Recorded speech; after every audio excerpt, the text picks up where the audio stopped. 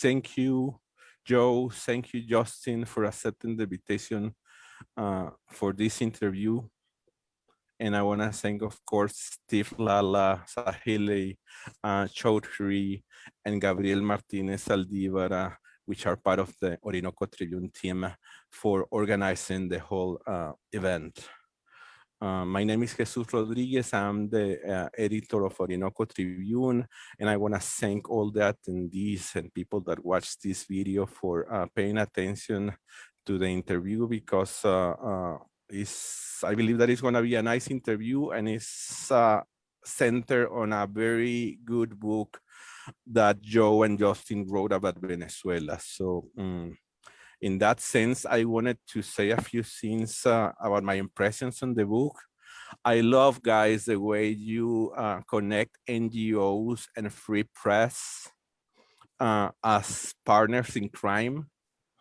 I mean, a lot of people sometimes focus on NGOs and other times focus on free press or mainstream media, but you connected in the book both things very organically, I believe. At least that's my impression from the reading. I also liked a lot from the book, and I have to name the book. The book is Extraordinary Threat: The U.S. Empire, the Media, and 20 Years of Coup Attempts in Venezuela. That's the name of the book that has been published by Monthly Review. And another important thing that I should highlight about my reading is the historical accuracy that I found on the book. I mean, I'm Venezuelan, I'm a political active Venezuelan since at least 1998, 2000. And all the things that I read were very accurate. And I believe that that's important because sometimes people got lost in the, in the humongous amounts of events that happen in Venezuela.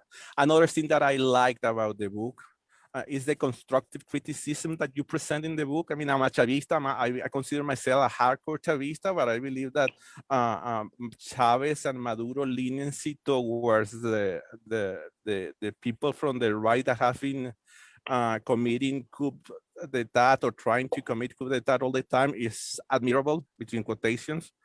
And another important thing that I believe that you highlight in terms of constructive, positive criticism is the Maduro's economic mistakes, and that doesn't make him worse or better. I believe that he, as any human being, delay a few economic decisions from the time he took office, and finally, at least that's my perception, he took those right decisions in 2018, when he did the most important economic decisions lately. Now I'm going to explain a little bit about the interview for the audience. It's going to last 60 minutes. We're going to have, after I finish the introduction, we're going to have the team of Justin and Joe being interviewed by Steve Lalla, Saheli Chowdhury, and Gabriel Martínez, that are part of our Orinoco Tribune team, interviewing them. And we won't have questions and answers, but we will try to bring the questions from the audience in the chat in Zoom, but also in Facebook. So before starting shutting up, I'm gonna say the bio for Joe and Justin. Joe Emersberger is a writer with Ecuadorian roots based in Canada. His work has appeared in FAIR.org, Telesur English, ZNet, Counterpunch, Common Dreams. Joe is an engineer by profession and is a member of Unifor trade union in Canada. I'm gonna share with you his, social media contacts later in the chat.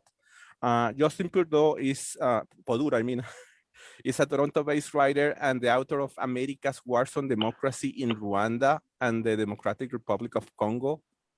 Also, he wrote Haiti's New Dictatorship, in addition to 3 novels. He is an associate professor at York University's Faculty on Environmental and Urban Change, and a fellow of the Independent Media Institute Globetrotter Project. He has reported from India, Afghanistan, Palestine, Haiti, and the Democratic Republic of Congo, Colombia, Venezuela, and more for Telesur, Ravel.ca, Ricochet, and other outlets. Without further ado, I will shut down myself and let you do the interview, guys. Thank you again. Thank you, Jesus. Thank you, Jesus. So thanks for being with us again. I guess later on we'll start talking about all sorts of things eventually that, current events in Latin America and current events in Venezuela. But first, I just wanted to ask each of you, considering, Joe, you have Ecuadorian roots, like you say, you've written about Bolivia. Justin, you've written about a book about, like Jesus just said, about Congo and about Haiti. What was it that made you decide to join together and as co-authors write a book about Venezuela? Maybe Joe, maybe you can start and tell us from your perspective. Yeah, well, it's just always struck us that the propaganda about Venezuela in the Western media is just so over the top. You'd be much more likely to find op-eds, especially since 2014, but even before that, it was pretty terrible. I mean, just you're more likely to find op-eds defending Saudi Arabia than the democratically elected government of Venezuela, and it was so ridiculous, and it was just such a interesting case study of how they could demonize a country that was a democracy and posed absolutely no threat to anybody. So it was that, in fact, in the language, that's where we got the title for the book, with Extraordinary Threat, was because when Obama imposed sanctions in 2015, he officially declared Venezuela an extraordinary threat to the national security of the United States. And of course, it's the complete opposite. The United States has been trying to overthrow the Venezuelan government for 20 years now. So it was just extremely striking, and it seemed like such an important case study in how there's this whole incredible propaganda apparatus that reinforces these basically these lies. So we were just compelled to write about that. We've both written about Latin America. We've both been to Latin America, so that's what we interacted with each other for a long time. So it felt like the right thing to do, to join up and try to put something out there that people could find readable and useful.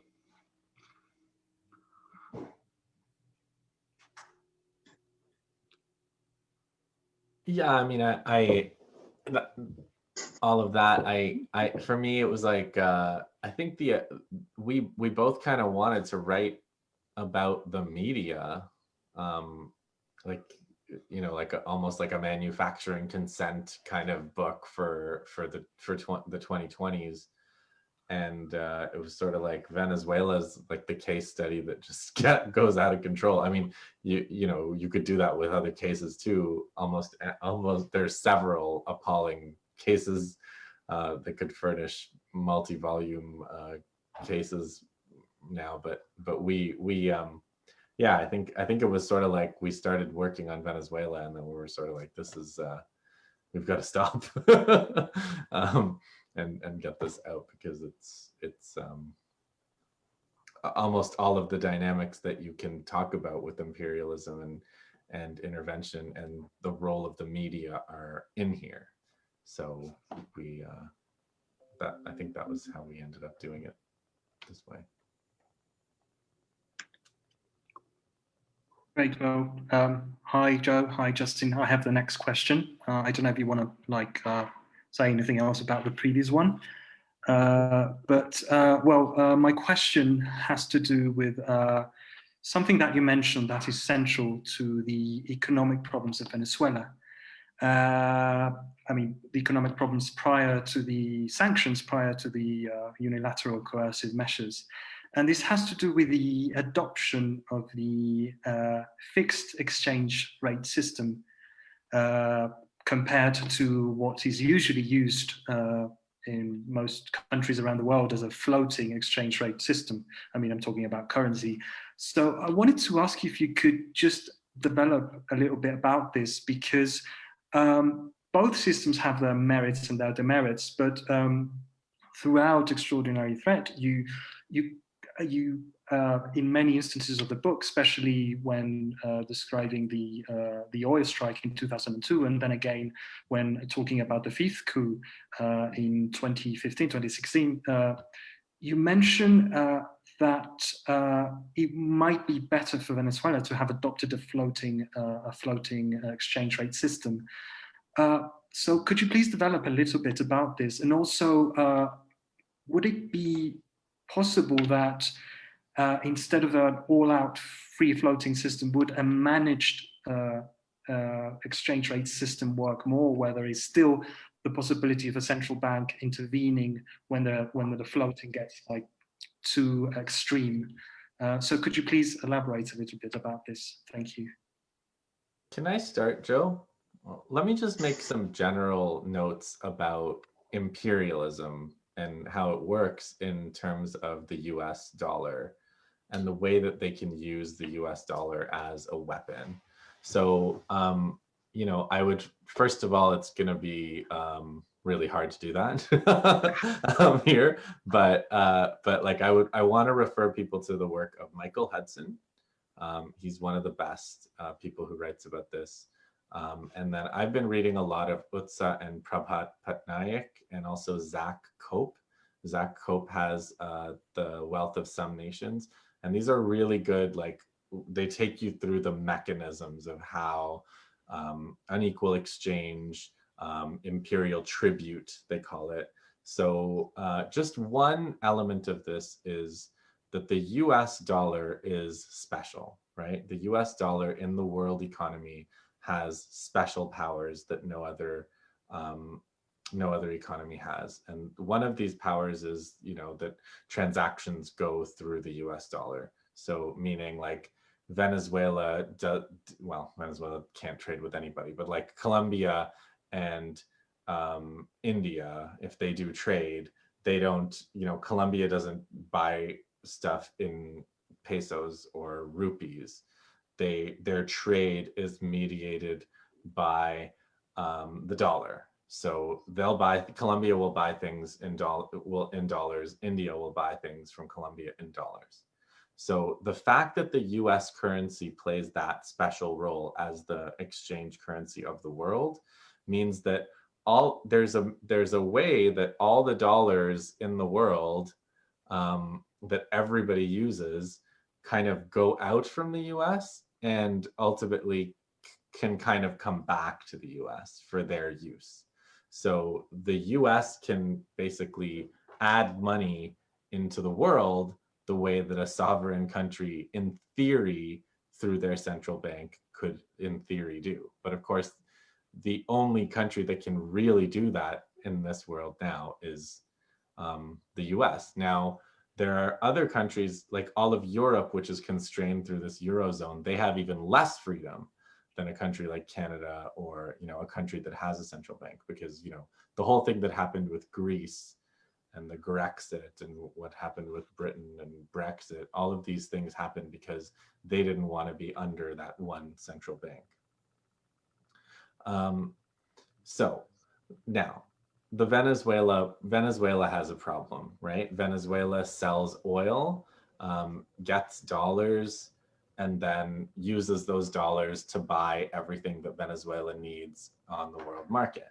So the fixed system means they peg the bolivar to the dollar, whatever the price of the dollar is, the bolivar is some multiple of that. The floating system means it trades based on the price of oil and whatever else is going on in the world. So on the surface, the fixed exchange system makes a lot more sense, because then the US can't, and the black market, well, the black market is a problem. The US can't then mess around with you, because no matter how much how many dollars there are, the bolivar is going to be pegged to that. So that you would think that would give you a measure of safety. what happens is it creates an opportunity for the black market. And so if the floating exchange rate is different and people can get dollars some other way, which they can, because you can't close Venezuela to dollars, then you end up with a black market situation, which was doing terrible things to the Venezuelan economy, to the point where, you know, because of smuggling from Colombia and the currency black market, the whole situation of being able to get any kind of goods was being dramatically affected and harmed. And that was when I think Joe, you know, wrote some articles about it, and he was citing a report by some investigators who were very pro-Chavez, who went and said, you know, Chavismo needs to change course. You know, the peg was a good idea, but it has become a bad idea. So I think with that little intro, I think I could turn it over to Joe to talk about the specifics. Yeah. Well, you know, Chavez did a float of the currency around the time of the, not long before the second coup attempt, with the shutdown of what we call the second coup attempt is when the opposition, which still had control of PDVSA, they shut down basically Venezuela's oil industry. So just before that, Chavez had floated the currency, and then that's because of the disruption caused by in the capital flight caused by that strike. Chavez reverted to a fixed exchange rate system and held on to that until he died. The floating of the exchange rate actually worked well. It was until it was screwed up by the oil strike. So what happened was, around the time Chavez died, there's different. We get into different reasons why this happened, but there was an explosion in the black market exchange for dollars, and that drove inflation, because it ended up basically setting the prices, because the black market price for the dollar, with the importers that, according to economic theory, the lowest cost importers that can stay in business by going to the black market, they ended up basically setting prices. So it drove inflation in the whole economy. So as the black market rate for the dollar skyrocketed, so did inflation, and it spiraled from there. Then with the collapse in oil prices, it made matters worse, because now dollars are even more scarce. And then, but you know, all that is kind of moot though. Once the United States imposes with Trump these just horrific, it basically wages war. At that point, it's all out war on Venezuela's economy, minus bombs, but it's basically a wartime. It's a war. It's active war, basically, what they've been enduring for the last 4 years. So at that point, then, you know, the critique of an economic policy becomes kind of perverse, because I mean, you're critiquing somebody who's under attack by a much stronger adversary. At that point, it's, you know, it's like talking about, it's like watching somebody being beaten to a pulp and offering them tactics on how to fight back when their adversary is just much stronger. Yeah, or like doctors in Gaza, right? They're probably not doing optimal surgical interventions under those conditions, right? But it's like the conditions they're under are not, right. It's not under their control. Now, I think they definitely could have bought. As of 2010, Mark Weisbrot is a very prominent economist. He studied Venezuela a great deal. As of 2010, Weisbrot was saying he was publicly recommending that Venezuela adopt what you talked about, a managed flow, where the government doesn't announce any rate, but they do intervene to make sure that the exchange rate remains stable. That's basically what Morales did very successfully in Bolivia. Now, I guess you could say that Morales wasn't under, and it's true, Morales wasn't under the kind of sustained bombardment of demonization and everything else that Venezuela was subjected to, although he didn't have it easy either. And even though his macroeconomic policy was much more successful and stable, he still got overthrown. So, I mean, it's not like, you know, you can't, the U.S. destructive role against Venezuela would have been the case regardless, even if Maduro had done everything perfectly. There is no weakness that any left government in the region will not be punished for. Even if it's a minor one, it's because you have this humongous, powerful government that, as Justin explained, has a reserve currency, has this military might, has this huge propaganda apparatus, which is not just the corporate media, it's the NGOs, it's the allied governments, which also, like Canada, like the European Union, which play a big role in legitimizing their aggressive discourse towards the rest of the world. So it's a lot of formidable things, right? So we talked about some of what we consider errors in Maduro's policies, but just because we don't want to, one publisher turned us down saying we were too uncritical, okay, of Maduro.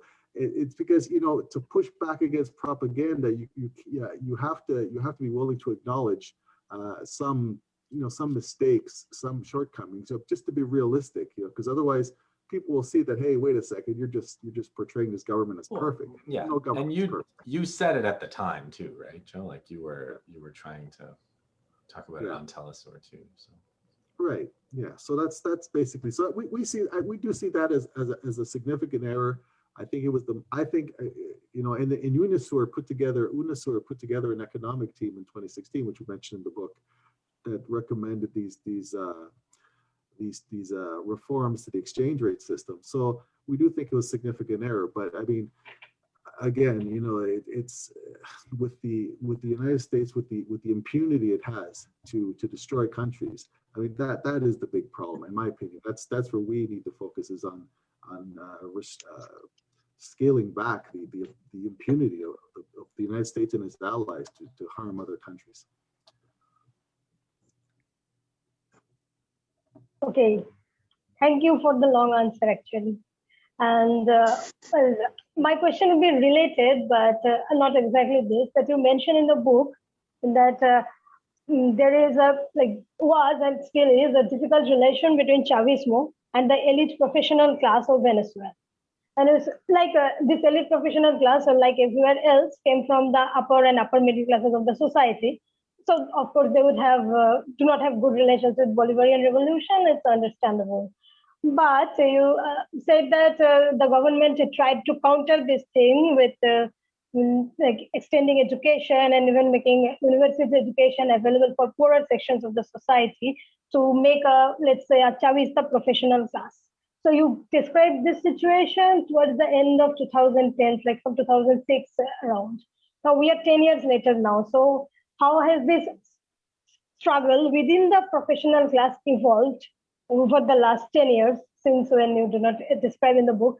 And then, like with the sanctions and due to the destruction of the economy and the decimation of government salaries, a lot of this professional class, including whether they were from the elites or whether they're from the poorer sections, have quit their jobs, which will be a big problem in Venezuela, and also left the country. So is this struggle as important now as it was then in the late 2000s, let's say? Yeah, I'm sure. You want to start, Justin, or? Just, I was gonna say the big moment for this was the oil strike, the so-called oil strike after the first the 2002 coup. So 2003, there's like this rolling strike, which is more like a management and engineers strike. So, and lots of those engineers ended up in Alberta, in the tar sands. But like that was like probably, I don't know. I mean, I think in terms of like the loss of those skills, that was probably like the real crisis moment. And it was, I've heard stories like Maria Victor. I don't know if she's here. I think Peter Victor's here from that same household, but Maria Victor is a sociologist with lots of family in Venezuela. She's Venezuelan background. She lives in Toronto, and she told these stories of like basically engineering students having to like figure out, like things that are way above their pay grade during the national strike. The so-called, I keep calling it the national strike, which is really not at all what it was. But I think that was acute. And then, yeah, like a lot of the missions, the educational missions and the medical mission, the role of the Cuban doctors, all of those are trying to address that issue. Yeah, I think there have been a lot of really intelligent things that the Chavistas have done on this file, and it's like, it's like the sanctions are just this, heavy blanket over everything, where you can't even see all the smart things that Venezuelans have been doing to resist because the sanctions are so overwhelming. But Right. yeah, I mean. Also, if you listen to Elliot Abrams when he was still around till recently, he was very he's so sadistic. Talking about what when somebody asked him about the United States actually got to the point where they were stealing gasoline shipments to Venezuela, and he made some kind of remark, or I think it was about the diesel at that point, because they also made it illegal for Venezuela to get diesel fuel. And he said, well, they're still sending stuff. They're still sending some to Cuba. So, they must have enough. But of course, that's what they're doing is making a direct attack on the system that Venezuela relies on to get Cuban medical professionals, not just doctors, all kinds of professionals into Venezuela. Because how else? And of course, Cuba itself is under sanctions. So it's a direct aim at that sector. And it's also important to know, Justin mentioned the oil strike and their sabotage in 2002 or 3, but also the president of the medical federation and the largest medical federation in Venezuela, he's still the president, Douglas Natera. He signed the Carmona Decree that abolished the National Assembly, and during the 2002 coup when Chavez actually was overthrown. He signed a decree that abolished the Supreme Court, abolished the National Assembly, dismissed elected officials all over the country. He signed that. Okay, that was the one, an extremely infamous decree.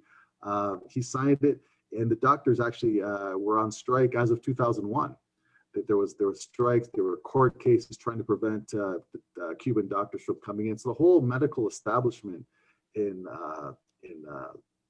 Venezuela was right from the outset, completely opposed to basically social reform. And I think that's a kind of a universal problem. I think we tried to make that point, is that any system to reform capitalism, it's of course it's the oligarchs, the Murdochs, the Bill Gates, they're kind of easy targets because they really have no reason to exist. I mean, there's no the Bezos. I mean, these guys are ridiculous, right? There's no justification for them. But what they can do, of course, in their capitalism is buy off a significant sector of the professional class, the people who actually have some useful skills, specialized knowledge that is important, and even if you think back to what Chomsky said about manufacturing consent, some interview asked him, whose consent is being manufactured? He said, well, it's the 30% or so, the teachers, the professionals, their consent is crucial, So that's a huge challenge, and I think it's universal to any kind of social reform anywhere. It's always a huge problem.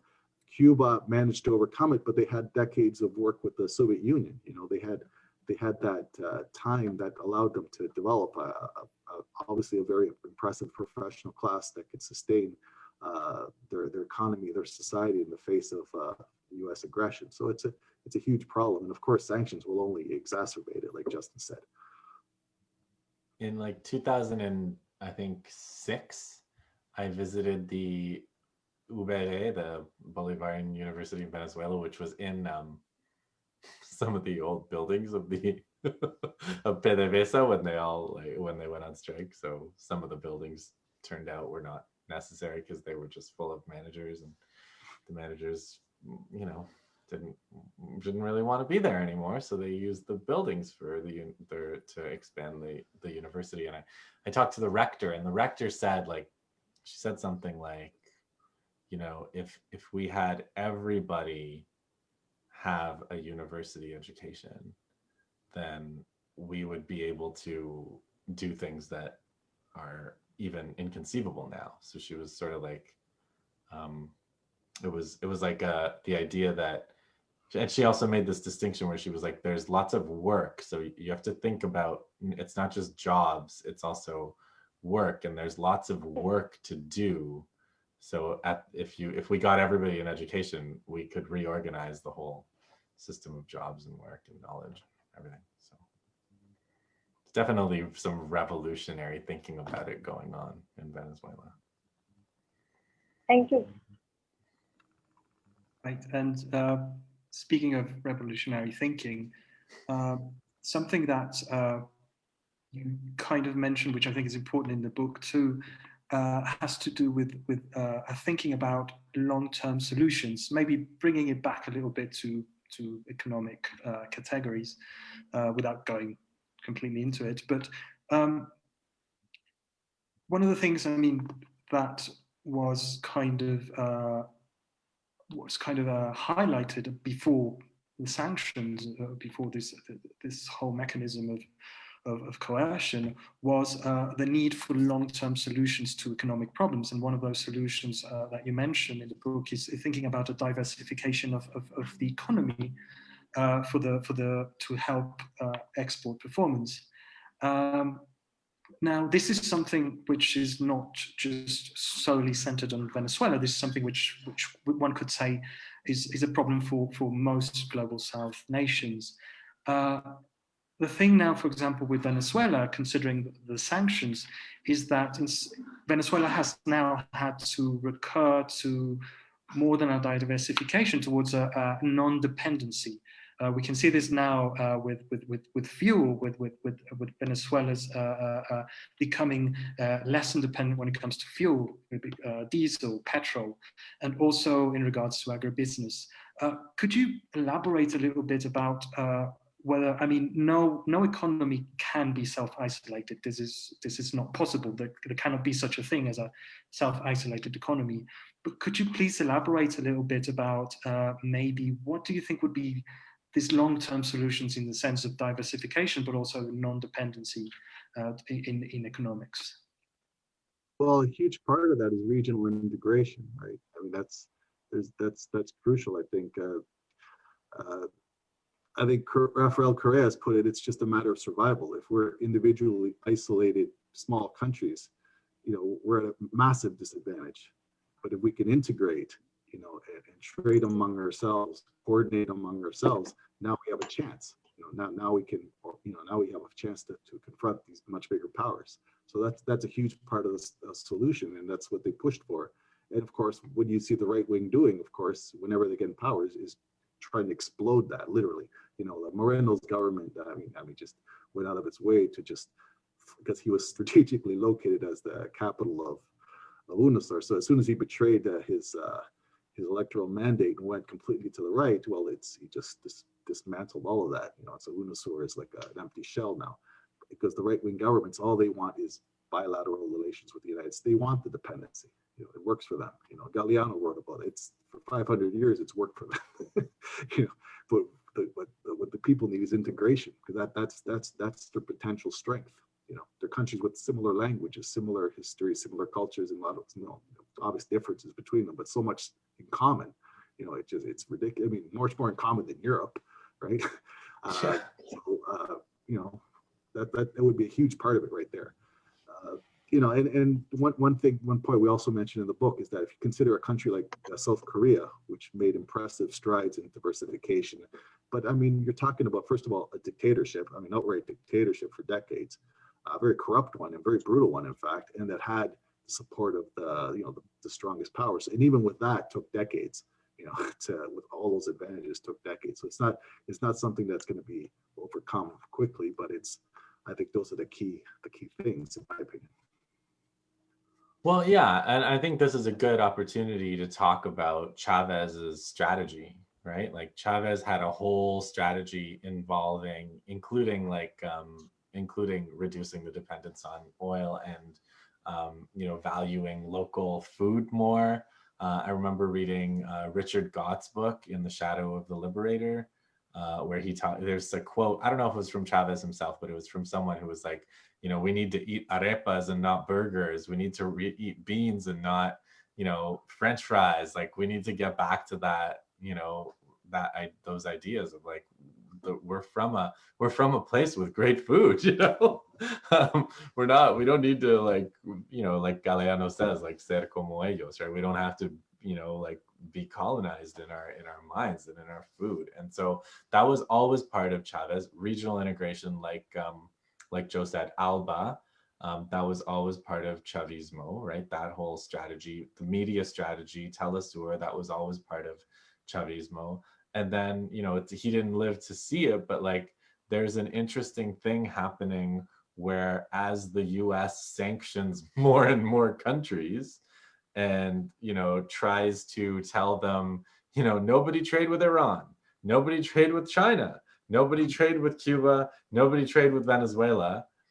And, you know, you're trying to figure out who's, you know, nobody trade with Russia some of the time, right? And you're trying to figure out who's the next 5 countries that are going to be sanctioned. And it's like, now they're starting to trade with each other, which makes a lot of sense. And, you know, when you take China, Russia, you know, Venezuela, Iran, Cuba, you have a lot of what you need between those countries. You have quite a lot. You're getting close to almost everything that a person, you know, that a country needs to develop. So that's happening. And there's funny things where the US is sort of warning Venezuela, you know, don't trade with Iran or else. And it's like, or else what? You know, we're not in your, you know, like, what are you gonna do? Stop trading with us? Like, they're trying to sanction countries that are already being punished from trading with each other. And the threat is, you know, they've already done what they're going to do to punish them. So there's not much of an incentive to comply, right? So it's yeah, it's a dynamic situation. In some ways, you know, I think Chavez would have thought this was pretty cool, like a pretty cool moment geopolitically, where, you know, the kind of multipolar situation that he was very interested in is a little bit more advanced than it was when he was alive. Thank you. Okay, so yeah, that was nice, like uniting Asia with Latin America, like with China, Iran, etc. Venezuela, that's very interesting, and yeah, we like it. But anyway, since we're talking about the region, like, and Joe particularly mentioned Rafael Correa, so I'll ask you a bit about Ecuador. Like, in case of the recent elections, the presidential elections, there was this weaponization of the environmental activism and the indigenous identity politics against the, like, Arauce's campaign, and like, this was what we call, like, what is called in the US woke or liberal activism, whatever you say it. So this was used against Arauz, and we have, like, what do you say that this sort of activism with using identity politics and the left talking points going to become more commonly used against the left in Latin America? And you also mentioned, like, it's everywhere, and we can see it everywhere, that in every election, another attack comes from the right, which is that this person, whoever is the candidate from the left, will turn the country into Venezuela. So this sort of attacks and the one with the facade of the left, how these two are going to interact, and are these going to become more common in near future, maybe? Yeah, you know, they'll obviously in Ecuador, it's for various reasons they could exploit a cleavage with some sectors of the indigenous movement, which, you know, been penetrated by all sorts of actors like USAID and through the NED. They have, I mean, all the way going back to the 60s. Have you ever read Philip Agee's book? You know, he talked about how, you know, the biggest weapon the CIA has in Ecuador at that time was just a budget. You could exploit, you could prey on the poverty of the union members, of the activists, of their economic desperation, to basically buy them off. You know, and it's you know, we think of it, well, they're bought off, you know, in the first world, you know, in rich country, you might think of somebody being bought off because they just want to be rich. But in a country like Ecuador, you buy them off because, you know, their relative is poor and dying and needs surgery or something. You know, they're just desperate, you know, and they can exploit that, you know, to buy people off and buy leaders. So they've done that for a long time. So they've got their hooks in certain sectors of certain movements, right? And I think it's true for Latin America. But yeah, they can exploit the different identity issues. As for exploiting Venezuela, I like Correa's answer to that. They asked him, "Are we going to become Venezuela?" And he would say, "Well, we were Venezuela, you know, in 1999, and without sanctions, right? There was a massive outflow of Ecuadorians because of the financial system collapsed, and that was simply the result of following IMF advice. I mean, it was the migration, especially Europe and the United States. It was like by some figures, 2 million people. Remember, Ecuador is like half Venezuela's population. So this was a massive migration of people, and it wasn't induced by sanctions. It was induced by following IMF advice, U.S. Washington consensus policies. So so you say we already were. You know, so there's like in Ecuador's case, you have this. You know, the right wing could say, "Oh, you're going to become like Venezuela," but then from the Correaist angle, you could say, "Well, we're going to go back to 1999." And that also scares people. But mind you, you know, these are young, you know, compared to North America, young countries. So sometimes memories fade. You know, a lot of people, a lot of voters weren't even born in 1999. Their memories of that are not as fresh. So sometimes that's a factor too, right? So there's every country has its distinct features with, you know, different ways you can exploit identity politics or divisions in the indigenous movements or you know, or the historical memory of the particular country, you know. But yeah, Venezuela has always been, especially since 2014, it's been like it's been the thing people point to. And yeah, I think Correa's answer was more aggressive and more convincing than what Arroz was willing to say. You know, because there are a lot of reasons why Arroz is a brilliant guy, but yeah, he tried to, you know, to kind of back away from being too aggressively left wing. I think that hurt him. So there's a lot of, but yeah, it's an issue because it's a big threat, you know, and you can see there's a fear sometimes of confronting the U.S., you know, and of actually saying the United States is strangling this country. You know, they're strangling them economically, because if a left-wing candidate says that in Latin America, then people can ask, well, aren't they going to do that to us? You know, and if you're honest about it, you can't just say, no, that won't happen. Actually, no, it could happen.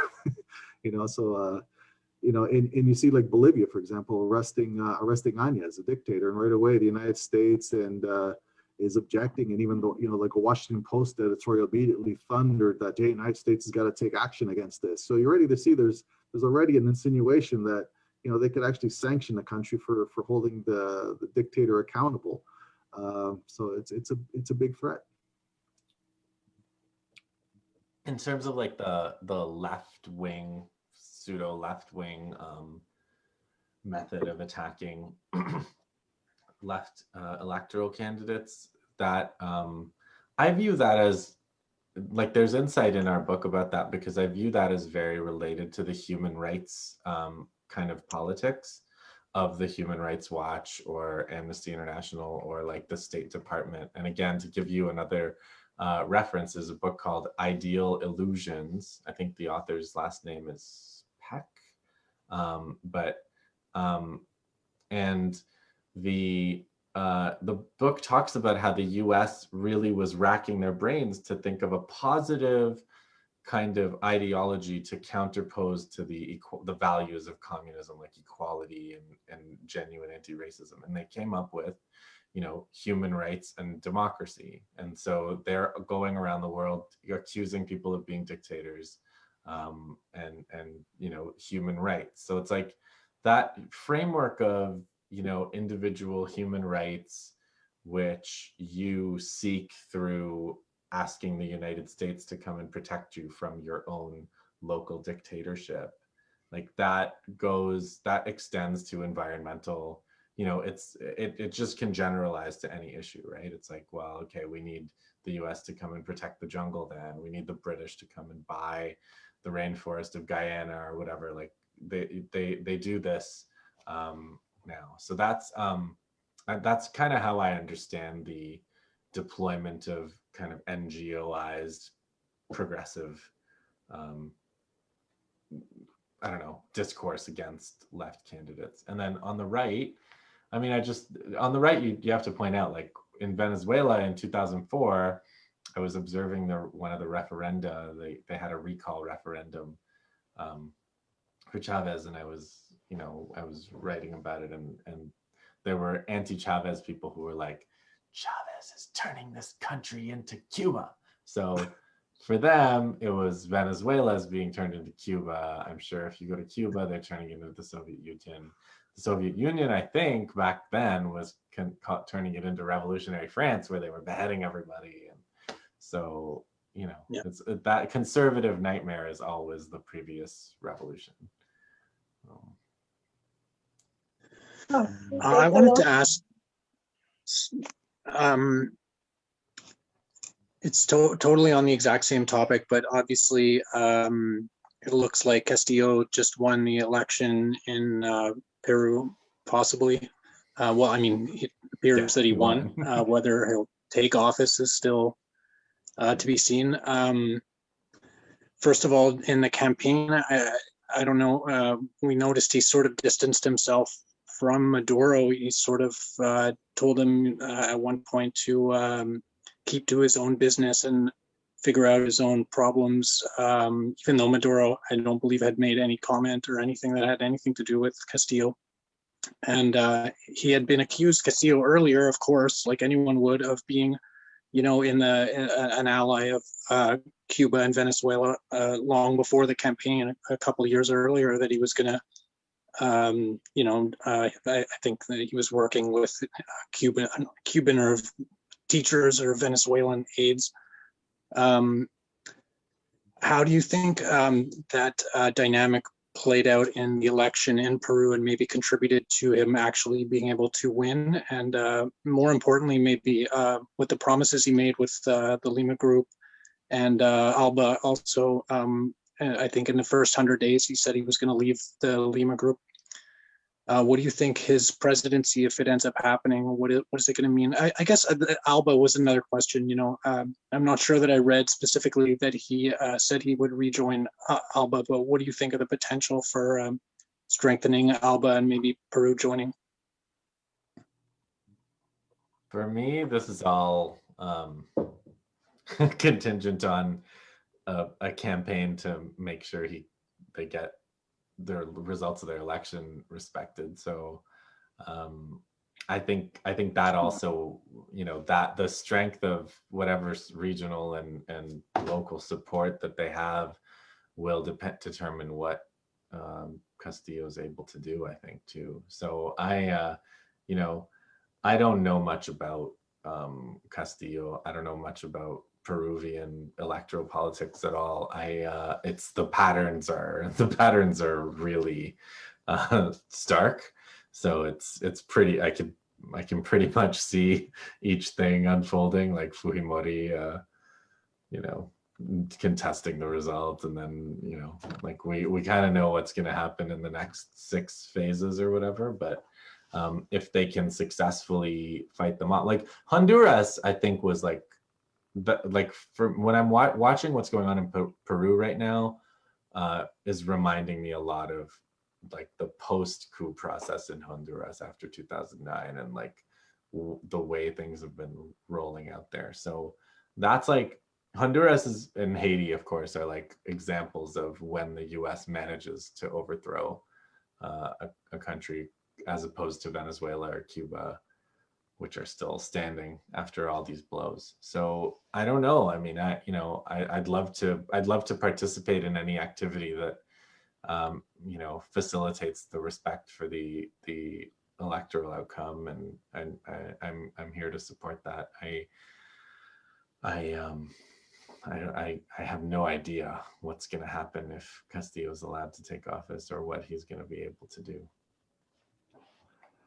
We do mention in the book, though, that I think as Justin touched on, the countries where the United States wins, like Haiti, or look at Chile, look at Colombia, and now Peru, where their candidates won, or in Ecuador, where their candidate didn't actually win, but he might as well have, because Moreno became basically morphed into a right-wing candidate immediately. And Yeah. so in all those countries, there's tremendous unrest because these governments are just terrible. I mean, it's not like they provide Venezuelans or especially Cubans with an example. Say, oh, look, you know, if we capitulate on Maduro, well, look, we get to be as good as Ecuador, where they had massive, you know, protests in 2019 and people killed, or Chile or Colombia. You know, these countries. It's like the United States doesn't even care that their clients don't even offer an alternative that's attractive at all. You know, these countries aren't enjoying prosperity or equality or anything else. They're you know, even while being sanctioned, they're in terrible shape, and there's tremendous injustice and disrespect for human rights and for just the basic electoral process. Like you say, we don't know, is Castillo going to take office? Is he going to be allowed? Is he going to be thrown out, or somehow through some kind of shenanigans overthrown illegally? You know, it could happen, right? So it's these countries aren't offering anything that's attractive to anybody who actually respects human rights and democracy. So it's pretty striking. So it's something that Venezuelans have to be, and Cubans have to look at and say, well, you know, okay, what's the point of capitulating? I mean, all we're going to end up is like, we're just going to end up like them.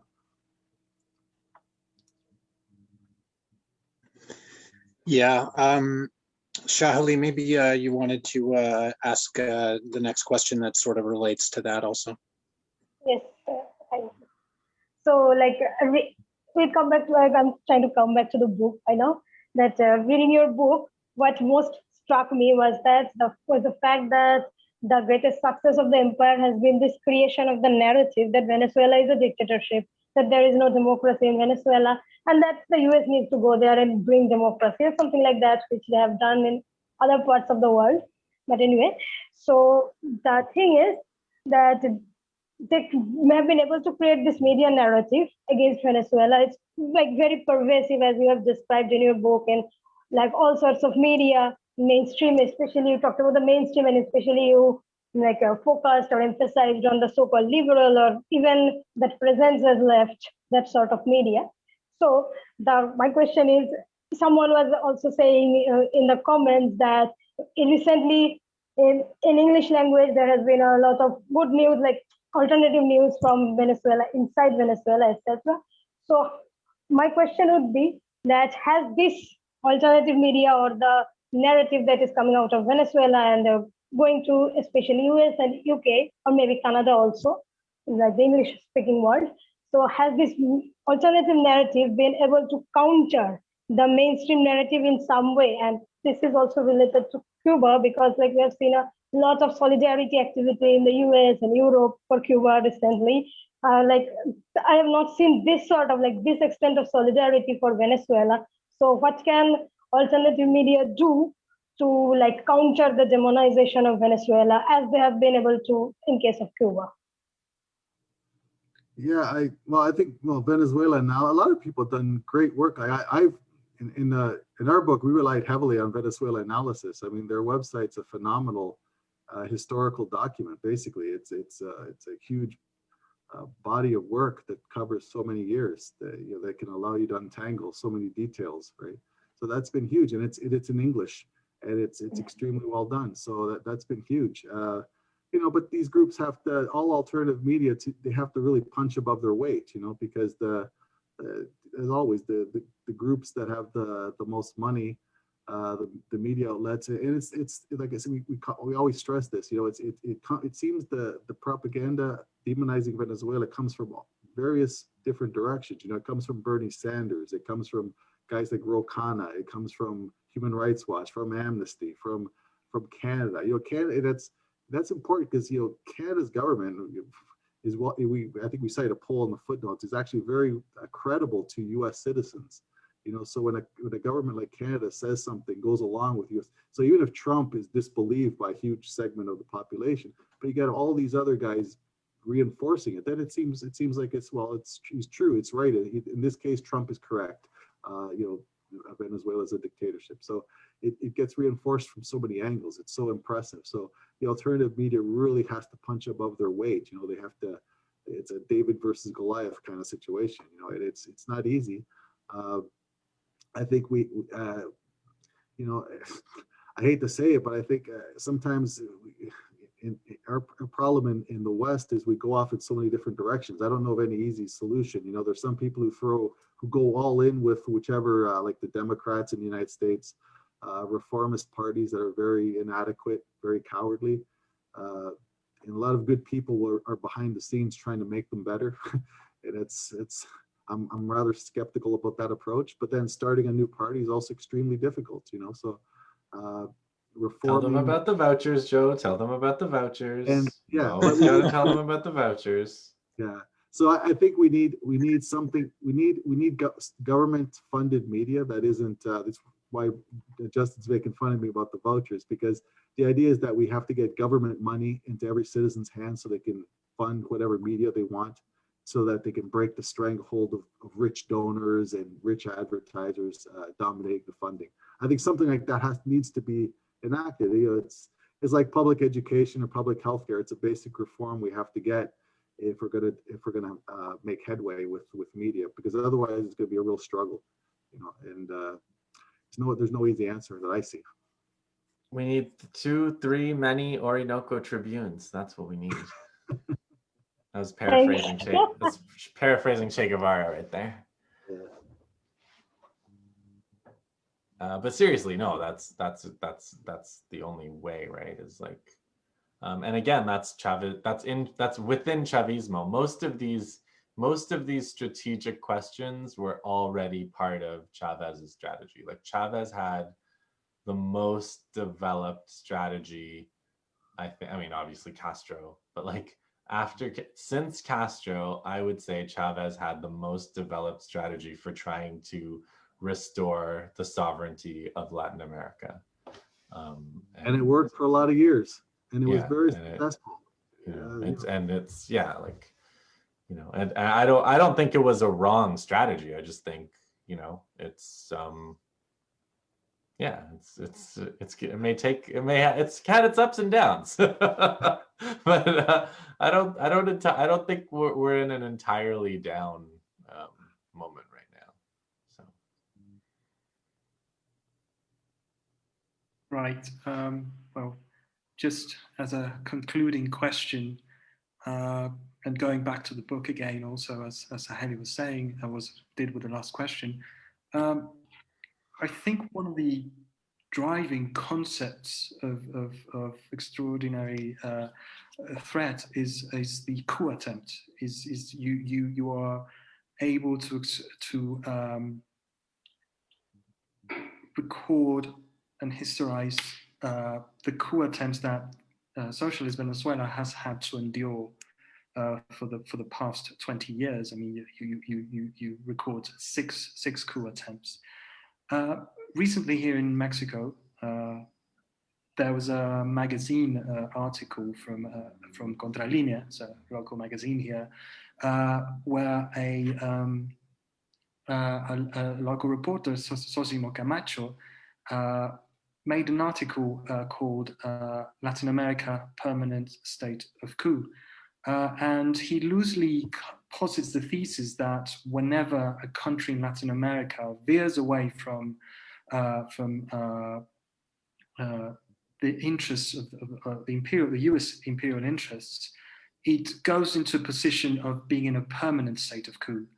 And well, your book does an extraordinarily good job of registering the situation in Venezuela, how Venezuela has had to endure this a permanent state of coup.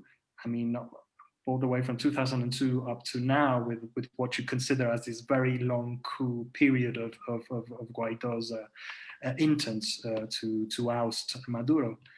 What would you consider that would be what could Venezuela's experience share with the rest of Latin America, considering that we might be sort of seeing a veer towards more leftist and progressive modes of government? What would you consider would be the experience of Venezuela and you as writers of this experience of the coup attempts? What would you consider would be what the rest of Latin America could learn from the Venezuelan experience? Can I start? Yes. I think that it's amazing that like the more compromising they were, the worse off they seem to be. And it's again, I think Chavez, and I don't want to take anything away from Maduro. Maduro has shown quite a lot of fortitude. Again, like Maria Victor said this in an interview with me. She said, Maduro's actually faced worse attacks than Chavez did, and he's still there. So if you think about like, a lot of these coups that I've studied, whether it was like, the way you mentioned Castillo today, saying that he like distancing himself from Maduro, that's not a good sign. To me, that's a very bad sign. That's not a good sign in the sense like he's an immature politician or whatever. Like it's a bad sign in terms of that's like he's taken his first step out the door towards being overthrown the minute he did that. And like every capitulation that Aristide made in Haiti, every sort of concession that he made got him that much closer to being overthrown.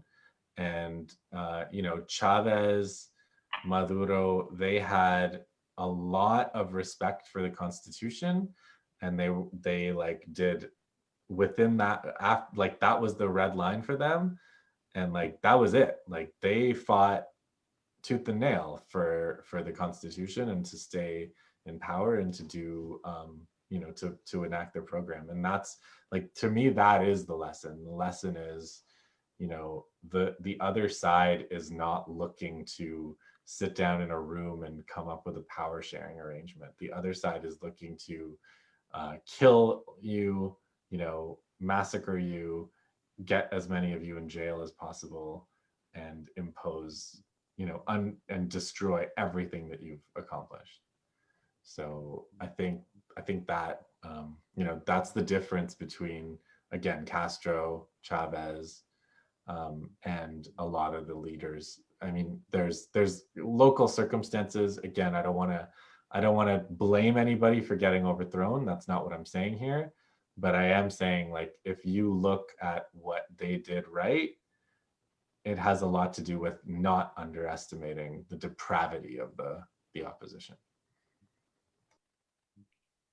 Yeah, I'd also say that I think in our book, we try to emphasize on the problems in the Western societies that allow these onslaughts to happen, because without this huge superpower backing these there are really depraved local elites, but without the international support, especially from the United States, the money, the diplomatic support, the propaganda support, everything else, the military. Without all of that, they're at a huge disadvantage.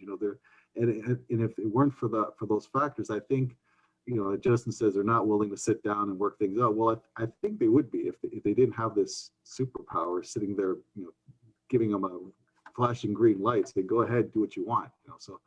So I think the focus more is like, there's of course things people can learn throughout Latin America about how to survive the onslaught from the U.S. and all that. But I think the more important emphasis has to be on what we can do to prevent it in the first place. How can we reform our own society so that it isn't possible for them to get away with this? And it's not easy even here. It's not easy to do that. It's why we talk about alternative media. So it's an uphill battle. There's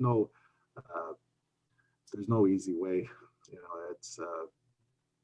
Some people want to form in the West, want to form alliances with certain sectors of the right who make kind of anti-imperialist type statements of that. And I think that's a huge mistake, because I think all we end up doing, really, in my opinion, is just alienating our natural allies, among the most vulnerable people, among the ethnic communities in our own society. So that I think is a bad move, but I understand why people try to do it too, right? They try to get a big audience and get ideas out there. But I think there's a lot of issues we have to look at in the West about how to prevent us from being this extraordinary threat to everybody else. It's a huge problem. Thank you. I think This- Jesus had sent some questions in a very short form. Mhm. Yeah, the currency question. I don't put a lot of stock in cryptocurrencies. I think it's a little bit faddish. Michael Hudson also thinks it's faddish. I'm mostly following him, but I do think that China and Russia are big economies, and they are very interested in not having to have all their business go through the dollar. So they're looking at trading. I mean, the only alternative right now, I think, is trading in other currencies than the dollar. So like, you're doing a deal with China, you deal in Chinese. So I think that and they're looking at an alternative to the so-called SWIFT, system, the banking system. So I think the more those things go, the better. I think China is, as far as like untying the currency to the dollar and even to oil, I think that those allies will play a huge role. Those are huge economies, much bigger than Venezuela, and they could absorb everything Venezuela could make, and then some. So the capacity is definitely there, and that likewise relates to the question of an association of sanctioned countries. I think it's happening. I don't think it can be stopped. Actually, I don't. What's been amazing about these past few years is like, I don't think the U.S. can stop this, because if they could, they would have. So it's more like a question of how much destruction the U.S. is going to impose on the rest of the world, on our way to a multipolar world. The Alex Saab case is hugely important. It reminds me a lot of the Meng Wanzhou case. The U.S. gets one country to detain a person from another country for the crime of trading with another country.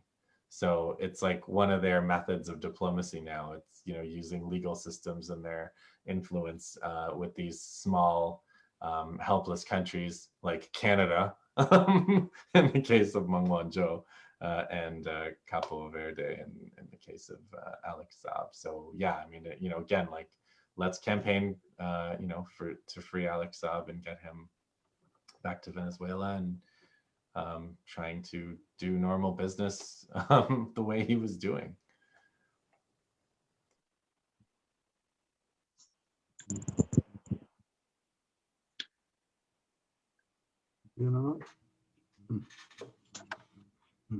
Did you want to add anything, Joe? Maybe you saw some of the questions there. I don't know if you want to add anything. Or...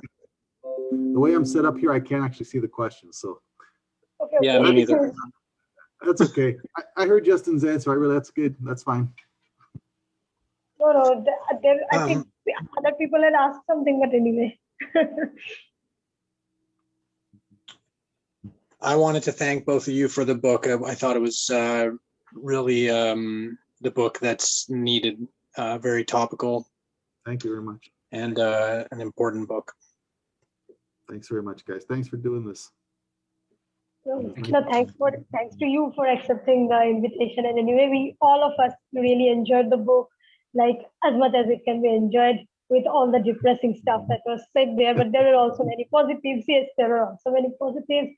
And like Jesus had already said at the beginning, that you had connected the media, especially like exposed media and the links between media and the NGOs, especially the very influential international ones like Amnesty or like Human Rights Watch, which have both been terrible in case of Latin America. Everywhere they do not denounce coup, they instead like support governments like that of Colombia, or maybe only faintly criticize. We had also talked about how Human Rights Watch and some other media also were praising Saudi Arabia for like letting women to drive, whereas they were calling Venezuela dictatorship. So all these things like comparing real democratic countries like Venezuela, which are called dictatorships, and the real dictatorship that like Saudi Arabia, which have said, oh, they're going in the path of democracy. So these sort of comparisons and whatever you did is excellent, and also like how you expressed or explained the support that the so-called left or even left, like the UK Labour Party, though I cannot call them left after Iraq war, but anyway, so the UK Labour Party or the Democratic Party, if you can call imperialist party a left, but anyway, so this sort of groups, they were like how these politicians, even progressive, like you said, Bernie Sanders, so even progressive ones would say things like, no, we cannot support coups, but Venezuela is a dictatorship. So whenever there is a but like that, you expose this sort of thing. So these were like excellent, like these were the things I enjoyed quite a bit because like I'm interested in media and how media makes all these narratives. So yeah, thank you very much. Thanks to both of you for the book. Reading. Thank you. Appreciate it. Great. Thanks for everyone's time. Let's shut this down then. All right, take care, Without guys. further ado, Bye-bye. thank you again. Bye-bye. Thank you.